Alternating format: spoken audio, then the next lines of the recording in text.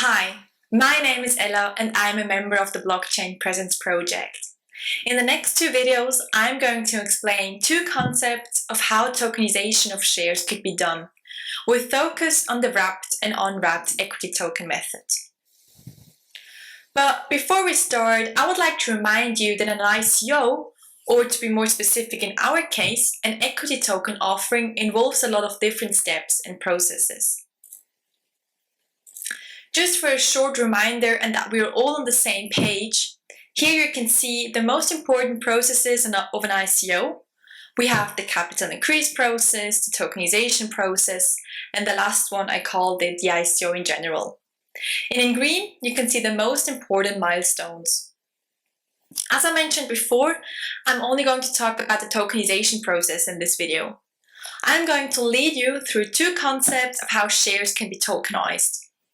The main goal in the tokenization process is to achieve that the share and the token are linked in such a way that they're only transferable together. Programming the token, yes, this is the biggest part of the process. But the programming has to be done within the law. So for you to have a better understanding of the two concepts, you need to have a quick, and I promise, short basic summary of Swiss law, in particular regarding the share register. Right. Every company is required to maintain a share register. And according to the law, it is the obligation of the buyer of a share to announce himself to the company for registration in the share register. But what consequences are there if the shareholder disregards his obligation? Well, the company is only obligated to pay dividends and to give voting rights to shareholders who are registered in the share register. So therefore, an unregistered shareholder has no right to receive dividends or voting rights. What other elements have to be considered during this process? There has to be an on and off blockchain share register connection.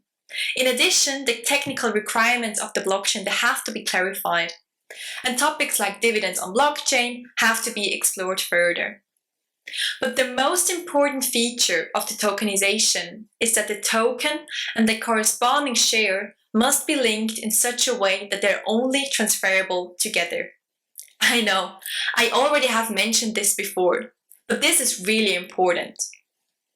So keeping this in mind, we are now ready to move on to the two concepts. So let us first have a look at the method 1. Let's call it for now the standard ICO.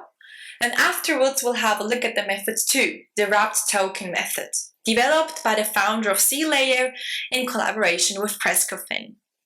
The startup Crescofin used the C-Layer standard to design its own equity tokens.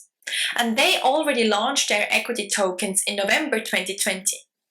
But first to the concept standard ICO. This method 1 is very simple. One share equals to one equity token. The standard process is that the buyer of such an equity token announces himself to the company for registration in the share register. So he automatically then gets voting rights and will in future receive dividends. So to be officially the owner of the equity token, the registration is essential. And this method contradicts a little bit the blockchain anonymity philosophy, because the buyer is forced to provide his personal information. The developer and founder of the blockchain C-Layer, they understood this problematic. And Crescofin, as I said before, used the C-Layer standard to design its wrapped and unwrapped equity token. So, do you want to know more about this cool wrapped and unwrapped equity token? Then check out part 2.